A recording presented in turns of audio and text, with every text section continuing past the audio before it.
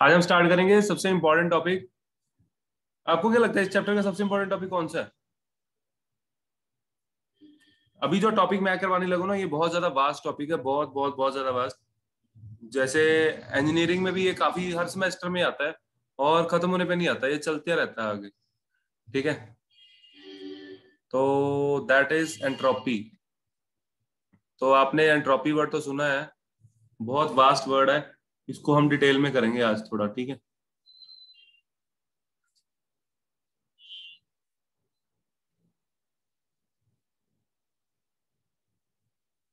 Entropy is degree of randomness.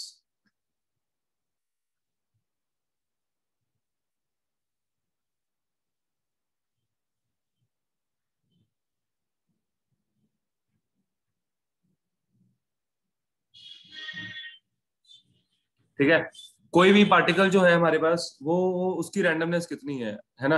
अगर मैं temperature की बात करूं, अगर टेम्परेचर बढ़ाएंगे तो रैंडमनेस बढ़ेगी। ठीक है, चलें आगे। देखो, जो चेंज इन एंट्रोपी होती है that is equals to Q reversible upon absolute temperature. जिस टेम्परेचर पे आप हीट दे रहे हो, ठीक है, इसको कर लो, लिख लो, note it down.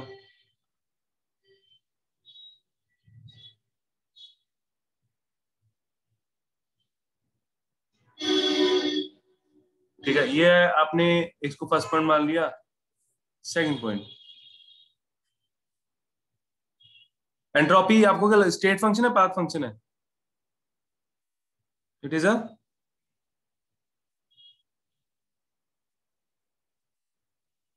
State function, जैसे बाकी होते हैं, बाकी जैसे कि एंथैल्पी, इंटरनल एनर्जी, ऐसे है ना।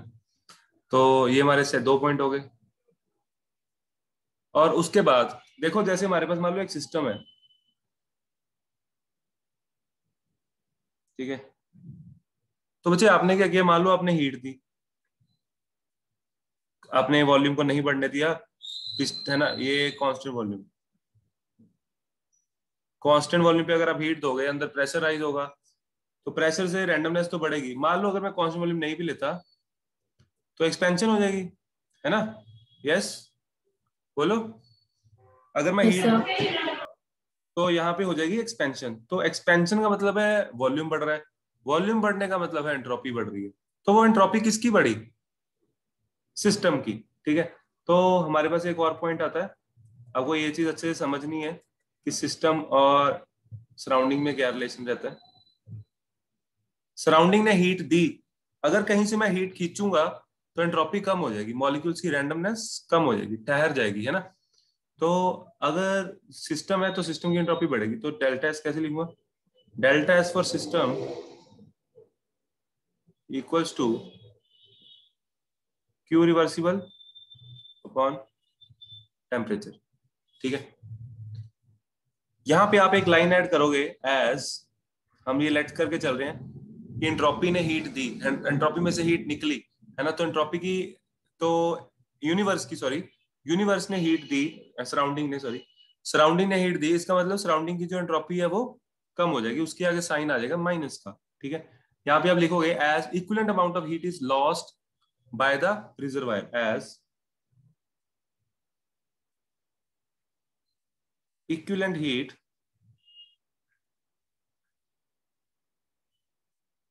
is lost by the reservoir। तो आप देख लो, मैंने ना अभी तक जितने भी लेक्चर लगाए हैं, मैंने एक भी इतनी सी भी थ्योरी नहीं लिखवाई, यहाँ पे लिखवानी पड़ रही है। This is very important, as equivalent heat is lost by the reservoir. ये लिख लो बच्चे।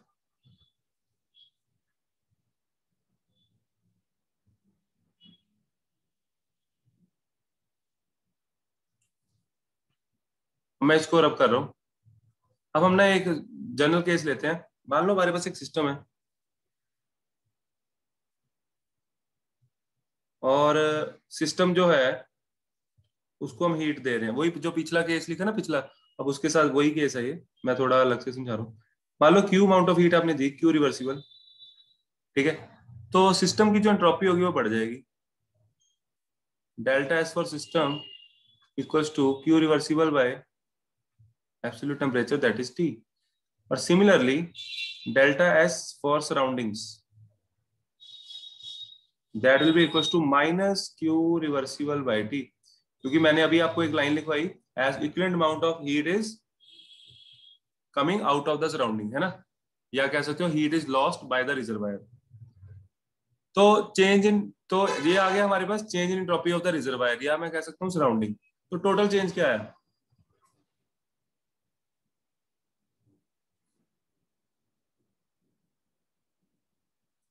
Total change equals to entropy of system plus entropy of surrounding.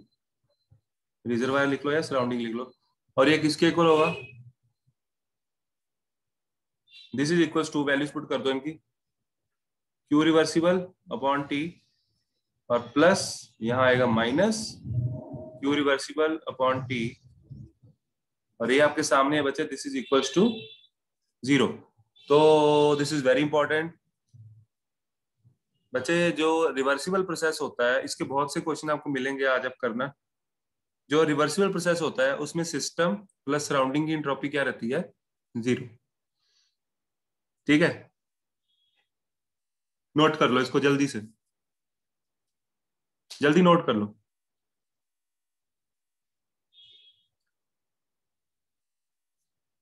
Noted?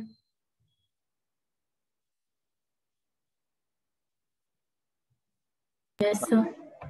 आगे for irreversible process,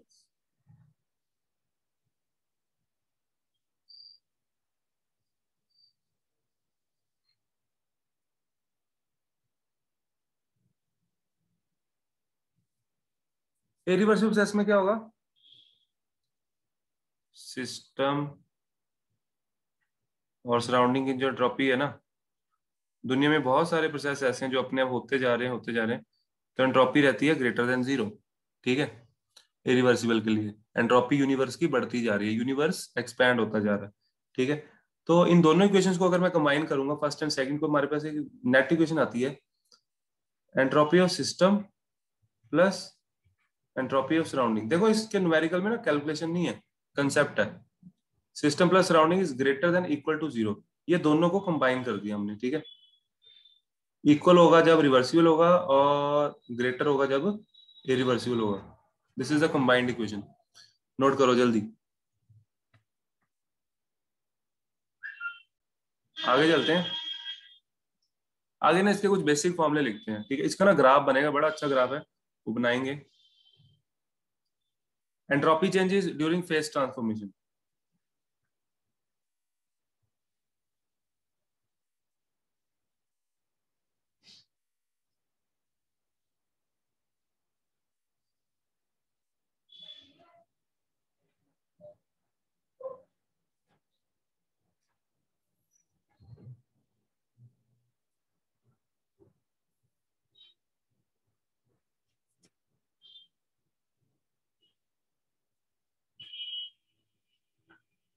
entropy changes during phase transformation. Phase transformation मतलब जैसे solid से liquid बना, liquid से gas बनी, सॉरी, तो उस पर्टिकुलर पॉइंट पे क्या एंट्रोपी चेंज होती है वो कैसे निकालते हैं, तो वहां पे आ जाएगा बच्चे। सबसे पहले हम करेंगे entropy of fusion.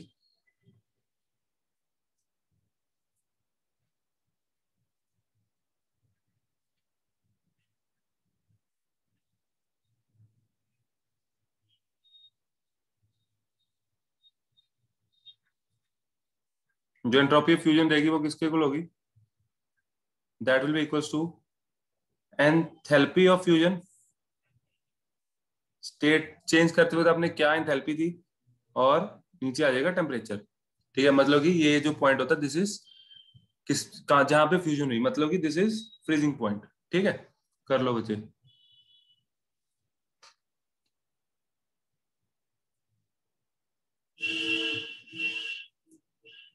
Freezing point या मेल्टिंग पॉइंट, ठीक है, TM।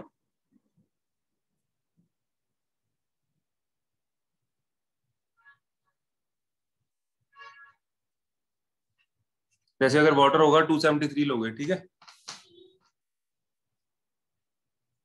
मेल्टिंग पॉइंट लिख लो या फ्रीजिंग पॉइंट लिख लो, एक ही बात। समझ आया? चलूं आगे? Yes sir. हाँ जी, Manan and Justin, are you there? Yes sir.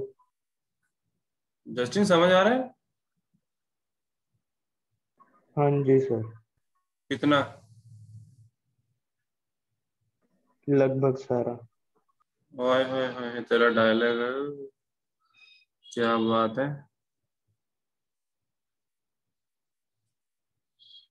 Enthalpy of vaporisation क्या आ जाएगा यहाँ पे?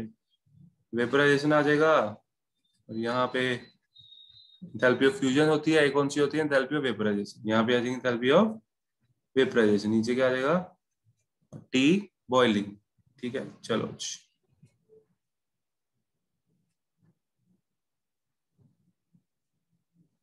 TB equal to TB equal to boiling point. कर लो बच्चे नोट।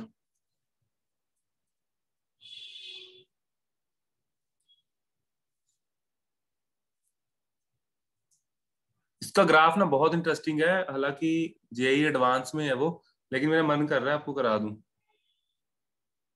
जेई एडवांस में है या वो बीएससी में है, लेकिन आपको ना उससे काफी कुछ सीखने को मिलेगा, तो हम ट्राई करते हैं उसको करने की। ठीक है, इजी का है, कुछ मुश्किल नहीं है।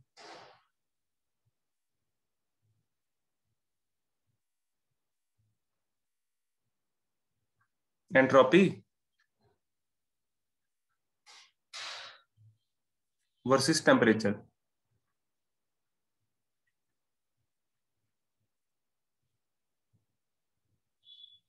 तो एंट्रोपी जीरो मानी जाती है 0 केल्विन पे, ठीक है, मान लेते हैं यहाँ पे टेम्परेचर है 0 केल्विन, एंट्रोपी 0।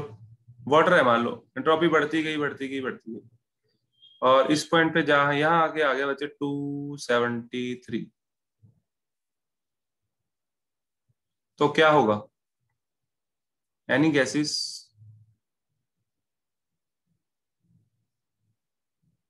यहाँ पे आके सॉलिड लिक्विड बनने वाला, तो क्या होगा? आगे कर्व किधर को सर जाएगा? सारा हो जाएगा, कैसे हो ऊपर को जाएगा? जाएगा।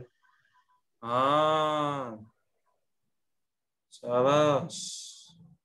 एकदम से एंट्रोपी बहुत ज्यादा बढ़ जाएगी, फिर वही चीज होगी, ठीक है, और फिर से ऊपर को जाएगा। Very good. तो जब एंट्रोपी, जब फेस चेंज होता है, मेरी बात याद रखना, देखो मैं यहाँ पे नंबरिंग कर लेते हैं, ए बी सी डी ई।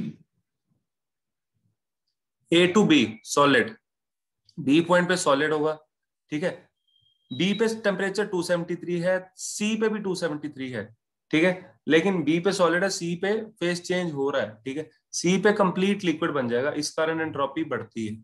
उसके बाद आप देख सकते हो एंट्रोपी फिर से धीरे धीरे बढ़ेगी, ठीक है, और ज्यादा बढ़ेगी कहाँ पे? ई पॉइंट पे आके, ठीक है, डी टू ई, मतलब कि डी पॉइंट, ये जो है हमारा टेम्परेचर है, ये होगा 373।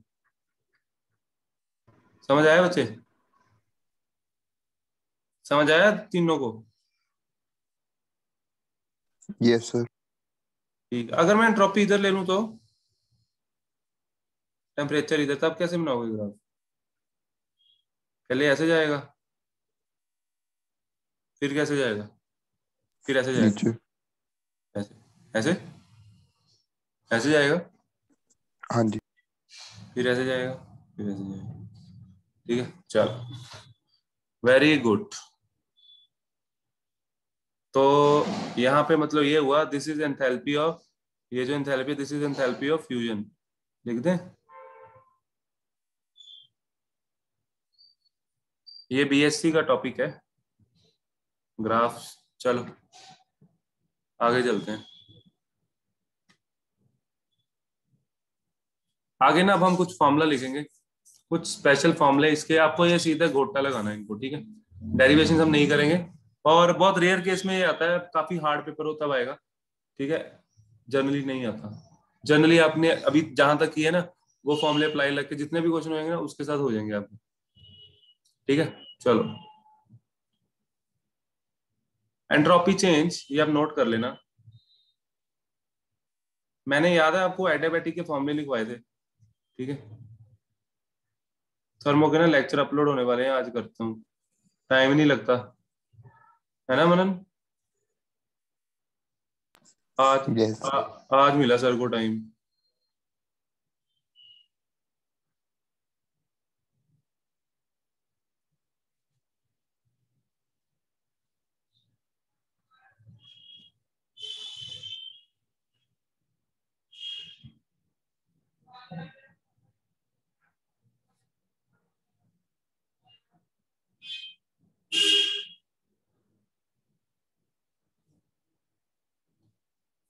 ये लिख लो जल्दी जल्दी, और उसके बाद ना मैं कुछ बोलने वाला हूँ, वो आपको लिखना है। बोलूं? स्टार्ट। हाँ जी बोलो यस भैया। सर लिखो, लिखो for 1 mole of an ideal gas, for 1 mole of an ideal gas undergoing reversible expansion, undergoing reversible expansion,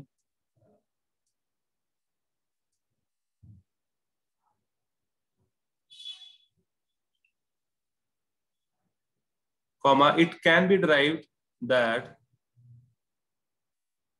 reversible expansion के लिए it can be derived that when temperature changes from T1 to T2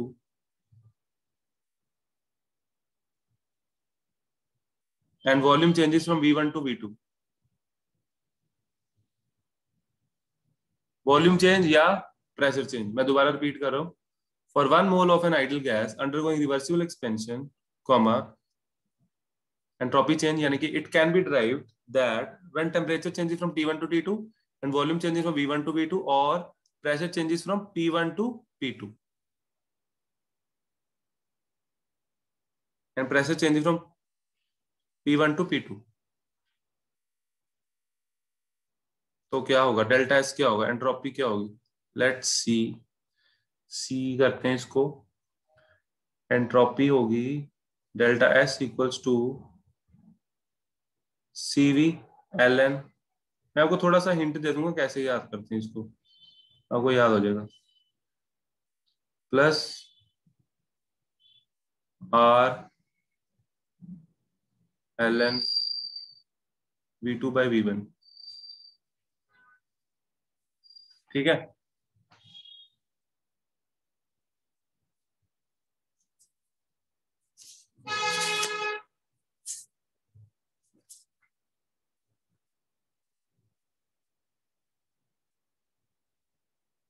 लिख लिया बच्चे? Yes sir.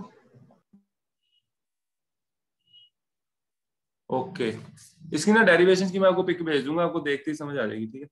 अब इसमें देखो, ये जो डेल्टा एस है इसमें हमने प्रेशर नहीं लिया, प्रेशर कांस्टेंट है, ठीक है। और दूसरा केस लेते हैं जब वॉल्यूम वो हमारा कांस्टेंट होगा, वॉल्यूम नहीं गिवन होगा, तो उस केस में आप क्या करोगे,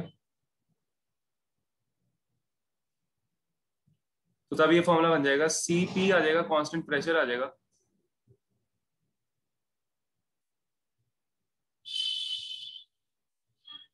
ये टर्म इतनी रह जाएगी और इधर आ जाएगा LN P1 by P2, लिख लो।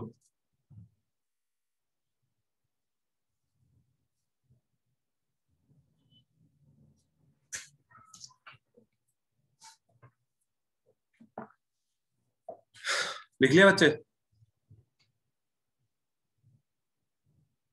अभी अब आपको आगे लिखूंगा ना जैसे जैसे और क्लियर होता जाएगा, मैं पूरा रब कर रहा हूँ।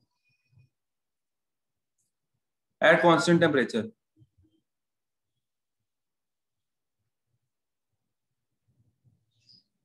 जैसे जैसे फॉर्मूला न्यूमेरिकल में यूज करोगे याद होते जाएंगे, इनको याद करने की कोशिश मत करना, ठीक है, और लोड नहीं डालना दिमाग में।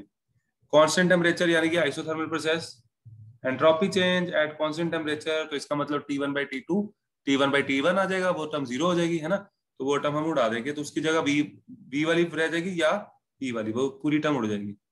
या हम ये लिख सकते हैं R LN V2 bye V1, और हमें पता है जो प्रेशर होता है बच्चे that is inversely proportional to volume, तो यहाँ आ जाएगा P1 बाई P2। तो आप कोई भी एक फॉर्मूला लगा के आंसर निकाल सकते हैं। ठीक है, करो। Second case, constant volume.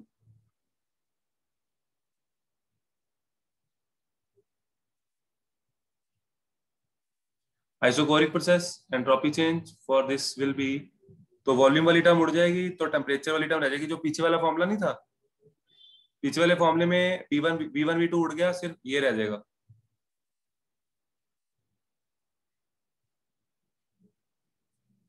ये समझ आया या इक्वेशन के साथ रिलेट करके दिखाऊं? आपने कॉपी के ऊपर सर लिखा क्वेश्चन के साथ। क्वेश्चन के साथ? हाँ जी। इसका वजह जब नहीं, मैं कह रहा था इक्वेशन के साथ।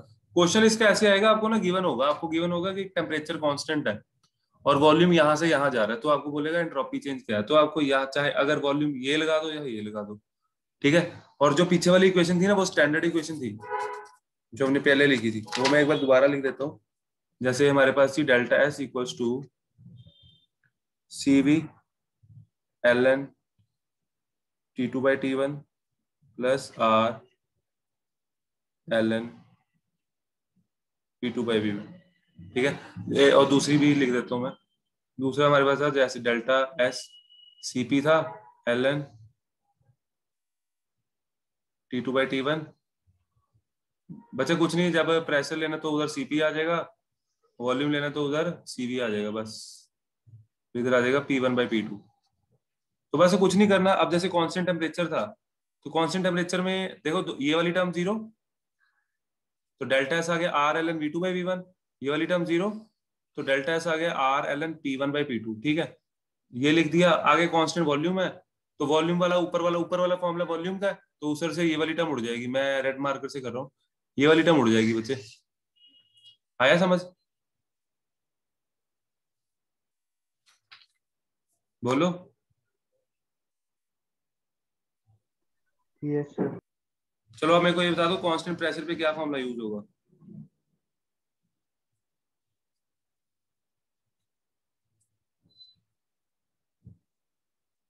कांस्टेंट प्रेशर पे क्या आएगा? डेल्टा एस क्या आएगा?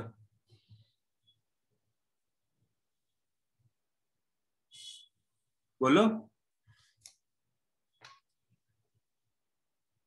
सामने लिखा हुआ आपके। कांस्टेंट प्रेशर पे क्या आएगा? वैसे कांस्टेंट प्रेशर होगा तो P1 इक्वल टू P2 हो जाएगा ना, तो P1 इक्वल टू P2 हो जाएगा, तो ये टर्म जीरो हो जाएगी, तो ये बच जाएगा। आया समझ? बोलो।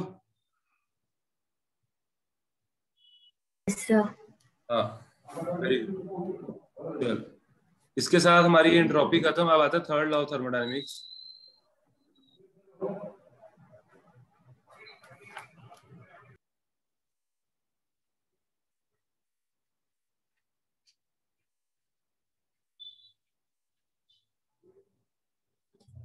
थर्ड लॉ कहता है कि एब्सोल्यूट जो 0 केल्विन होता है टेम्परेचर, वहां पे आके सारी चीजें थम जाती हैं, एंट्रोपी हो जाती है 0।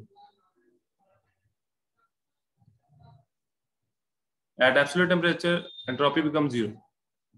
ठीक है, आया समझ? बोलो। किसकी? Crystalline yes sir. के साथ में मेंशन किया है, क्रिस्टलाइन सॉलिड्स। एक्चुअल में क्या होता है बच्चे, ये ना एक अलग सा, बिल्कुल अलग सा टॉपिक है। ठीक है, ये टॉपिक आपके सिलेबस में नहीं है। थोड़ा सा इसके बारे में बता देता हूँ। एक होती है रेजिडुअल एंट्रोपी। जो थर्ड लॉ है ना, वो कंप्लीटली एक्यूरेट नहीं है। 0 केल्विन पे एंट्रोपी 0 नहीं होती। एक हमारे पास रेजिडुअल एंट्रोपी भी होती है, जो कि डिपेंड करती है ओरिएंटेशन पे।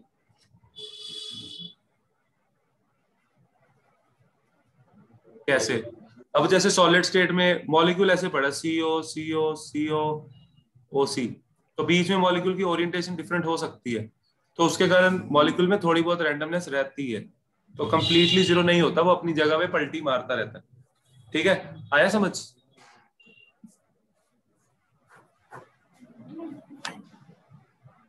क्लियर बच्चे? Yes sir. Yes sir. चलो अब ना आपके पास बचे क्वेश्चन मैंने भेजे हुए हैं, करो, मेरे को प्रॉब्लम्स भेजो उसकी। क्लियर? करोगे यस आज? सर। Okay sir. अभी आपके पास टाइम है बच्चे, प्रॉब्लम्स कर लो। कल मेरे को डाउट्स भेज देना 12 बजे तक, चाहे मेरे को शाम को भेज देना, करो तो सही कुछ। ठीक है, चलो ठीक है, okay bye, take care, stay home, okay, stay safe. Same to you sir. Good evening sir. Thank you बच्चे, ओके जी।